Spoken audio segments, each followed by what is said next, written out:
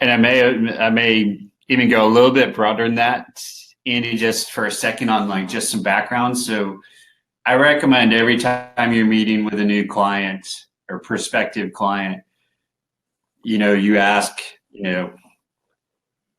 what the prior person they were working with did well and what they did not, what they disliked about the prior person. And so what I heard as I evolved and continued to ask those questions of people is, the theme of why people leave their preparers seemed to be two common things. One was I can never reach them or never get a response.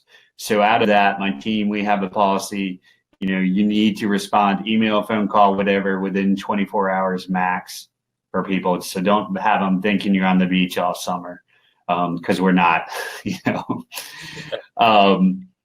So having that communication, and even 24 hours in, you can say, hey, I got your message. I'm working on researching some things. I'll follow up with you by X, and then doing that.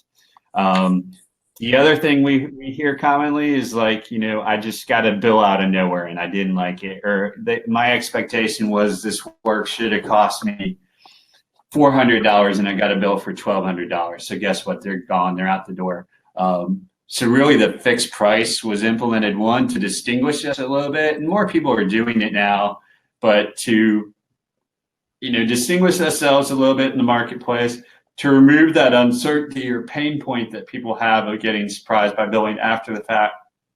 And then what I found over time is people do like it. They like to know what their fee is going to be and not to be surprised about it. They were just saying that's the reason they left a prior preparer. You have to spend a little bit more time up front scoping things out and taking a look at prior year data to make sure you price accurately, because you don't want to price something and that just is not profitable for you. So you get better with that over time as well as you get more confident in yourself and your team's ability and adjust up your pricing.